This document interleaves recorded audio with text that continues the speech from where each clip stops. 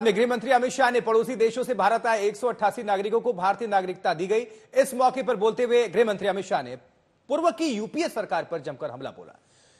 अमित शाह ने कहा कि पाकिस्तान, अफगानिस्तान और बांग्लादेश के अल्पसंख्यकों के लिए सीएए आशीर्वाद रूप बना है। अमित शाह ने विपक्ष पर आरोप लगाया कि 2019 में कानून बनने के बाद से कहा गया कि मुस्लिमों की नागरिकता जाएगी, जबकि यह नागरिकता लेने का नहीं, नागरिकता देने का कानून है। उन्होंने विपक्ष पर तुष्टीकरण की राजनीति करने का भी आरोप लगाया। ये सीए सिर्फ देश के लाखों लोगों को, देश में बस रहे लाखों लोगों को नागरिकता देने का कार्यक्रम नहीं है। सीए देश में बस रहे लाखों शरणार्थियों को न्याय देने का और अधिकार देने का।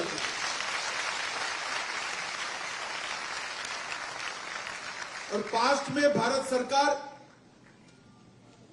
जो कांग्रेस पार्टी और इनके साथियों ने चलाई, इनकी तुष्टीकरण की नीति के कारण सन 47 से लेकर 2014 तक जो लोग देश की शरण में आए उनको अधिकार नहीं मिला, उनको न्याय नहीं मिला। उनकी प्रताड़ना पड़ोसी देशों में तो हुई क्योंकि वो हिंदू थे, जैन थे, बौद्ध थे, सिख थे, मगर उनकी प्रताड़ना अपने देश में भी हुई, यहां पर भी हुई। लाखों करोड़ों लोग 3-3 पीढ़ियां हो गई न्याय के लिए तरसते रहे, मगर इंडी अलायंस की तुष्टीकरण की नीति ने इस शरणार्थियों को न्याय नहीं दिया और भारतीय जनता पार्टी के नेता नरेंद्र मोदी जी ने उनको न्याय दिया। ये कानून पारित हुआ था 19 में। 19 में कानून पारित होने के बाद भी सबको भड़काया गया, किससे मुसलमानों को अन्याय होगा, मुसलमानों की नागरिकता चली जाएगी। मैं आज फिर से स्पष्ट करना चाहता हूं मेरे मुस्लिम भाइयों बहनों के लिए, ये कानून में किसी की नागरिकता लेने की कोई प्रोविजन नहीं। ये कानून नागरिकता देने का कानून अभी हमने दी।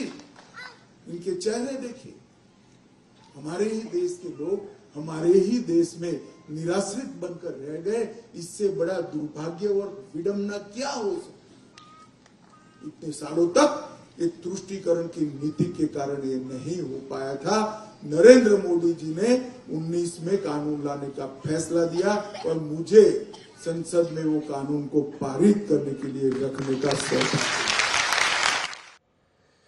और वहीं देखिए, जम्मू कश्मीर में चुनाव की तारीखों के बाद बीजेपी एक्शन में है। पार्टी ने चुनाव के लिए जोरदार तैयारी की है और सूत्र बता रहे हैं कि पार्टी अगले हफ्ते से धुआंधार चुनावी प्रचार का आगाज भी करने जा रही है।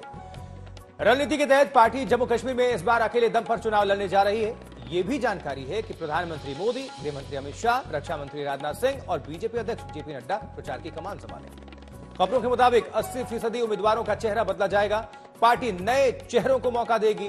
चुनावी रणनीति को लेकर बीजेपी की अहम बैठक हो रही है, जिसमें जम्मू कश्मीर बीजेपी चुनाव प्रभारी और केंद्रीय मंत्री जी किशन रेड्डी, केंद्रीय मंत्री जितेंद्र सिंह, रविंद्र रैना समेत कई बड़े नेता शामिल हो रहे हैं।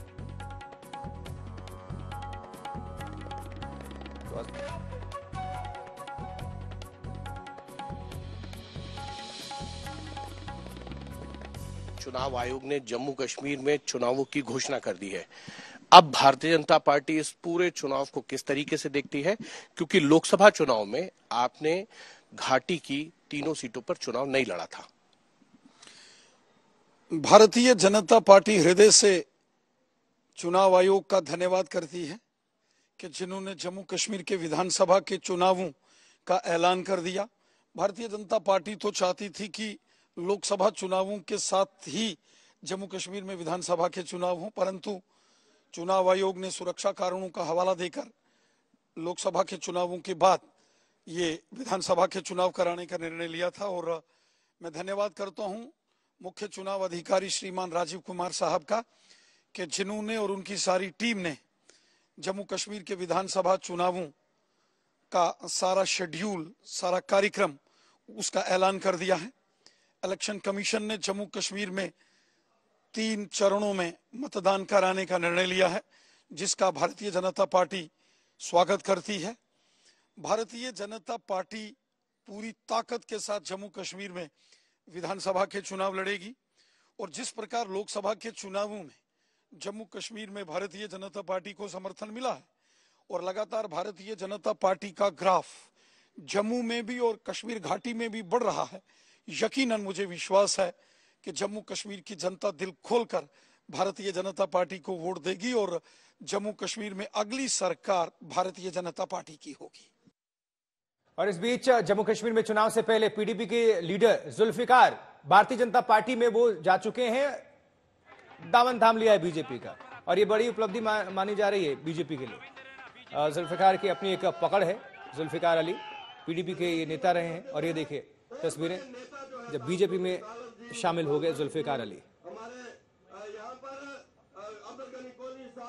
हमारे मध्य में है और तो पीडीपी के लिए ये बड़ा झटका है, महबूबा मुफ्ती के लिए, पार्टी के लिए। यहाँ पर है, मैं अनुरोध करूंगा एडी जी से, तरुण चुग जी से, अपने माननीय अध्यक्ष जी से और अपने मंत्री डॉक्टर जितेंद्र सिंह जी से और सब साथियों से पार्टी का पटका डालकर। तो आज बड़ी बैठक भी चल रही है बीजेपी की तरफ से और बीजेपी और जम्मू कश्मीर में घाटी में ताकत बढ़ाते हुए जुल्फिकार अली जो पीडीपी के जाने माने नेता रहे वो अब बीजेपी में आ गए।